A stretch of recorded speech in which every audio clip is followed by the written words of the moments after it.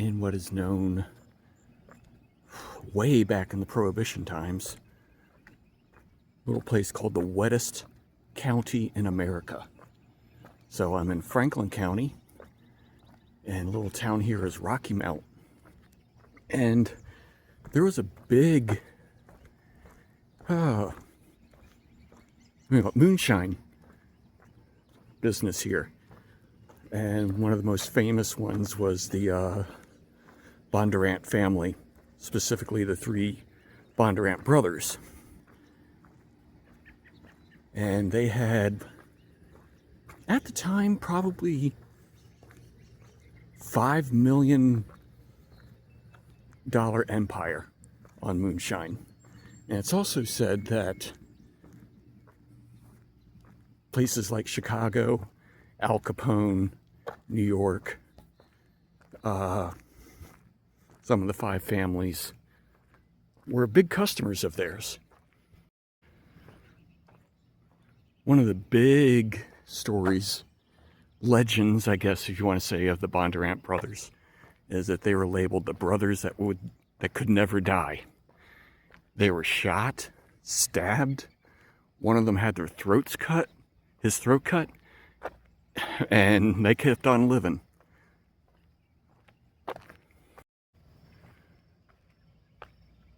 So beyond the Bondurants, I'm going to take you around to some other places. Big distillery bus in this county. One happened in the late 70s, and the other in, I think, the late 90s to early 2000s. So the moonshine business is still a big thing here. It is said also that for every 100, back then, every 100 people, 95 of them had their hands in some way, shape, or form in the moonshine business.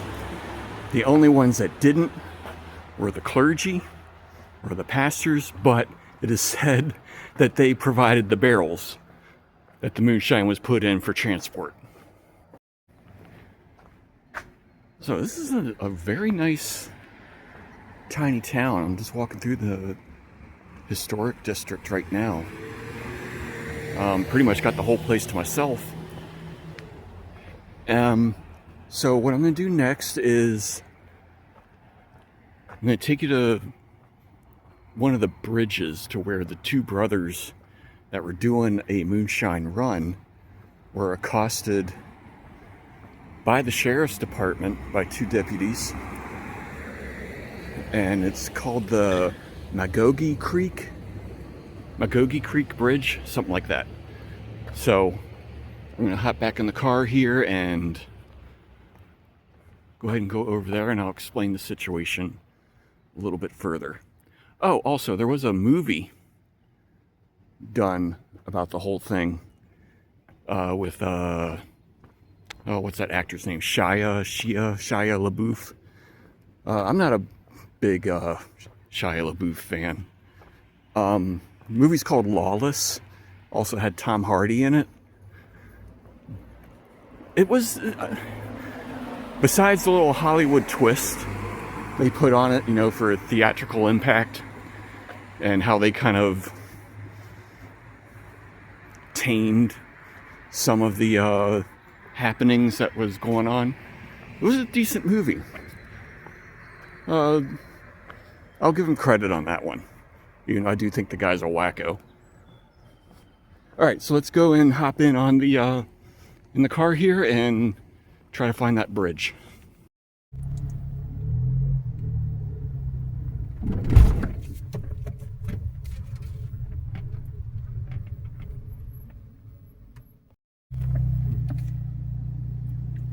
I guess that's a school bus stop for kids. You got all this.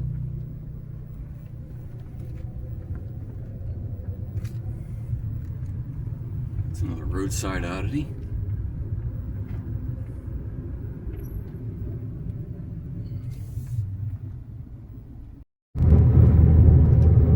Alright, coming back up on the bridge now.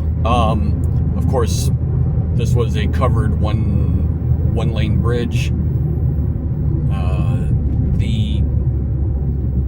two of the three brothers were making a run to Roanoke, and sheriffs were waiting on the side that we just passed because straight ahead is Rocky Mount.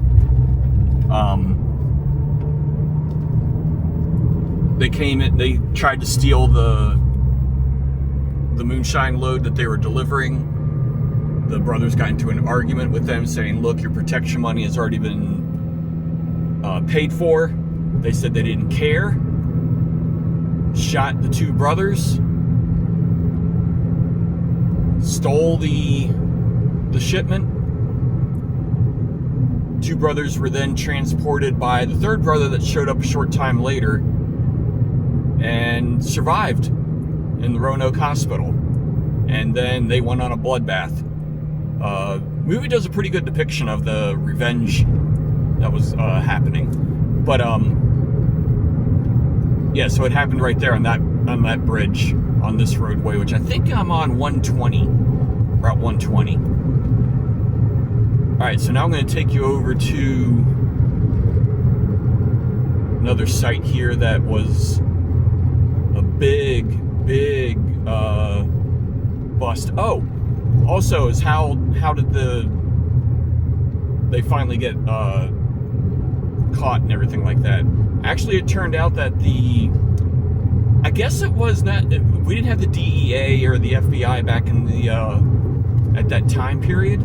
So I think it was the Secret Service that might have done it. They've been noticing over the years, a large amount of shipment of sugar going to Rocky Mount. So much sugar that it surpassed the shipments that were going to New York City.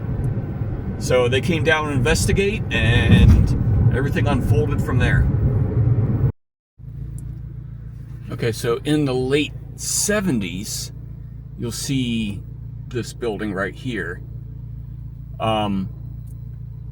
Major moonshine bust. And the feds were, I'll drive by it, but up in that tree line up there is a White House.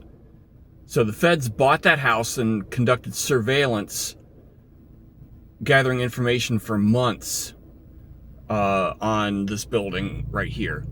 It's a major case. You can find probably documentation on it online about everything that happened. And even the judge was almost sympathetic to letting the guy go, but with it being a federal prosecution case, it wasn't going to be held here. It was going to go to the Virginia State Assembly, Supreme Court, Virginia State Supreme Court at that time. And it was upheld, and the guy was put away for a long time. I think he's still he was old at that time. He's probably passed away by now, but we'll go on up here and go slow. I'll show you the house that the feds were on. It's just right across the street, looking straight down at this building. All right, so there's a closer look at that building, and here's the house right there. That house has been vacant since the end of the trial, and it's for sale. I think you have to go through the government though to find out how to purchase it, because it is owned by the feds. All right, and then somewhere down here, this is old Smith Mountain Lake Road. In the late 90s, early 2000s, there was a multi-million-dollar bust at this house somewhere on the right.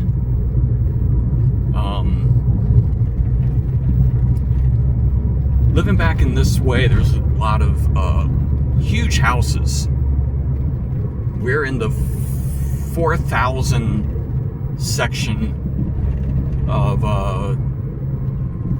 Old Smith Mountain Lake Road. And it's a major big driveway. Oh, I just passed it. Shit. Hold on. Right here. Up that driveway. And it's for sale. Can't see back in there, but yeah.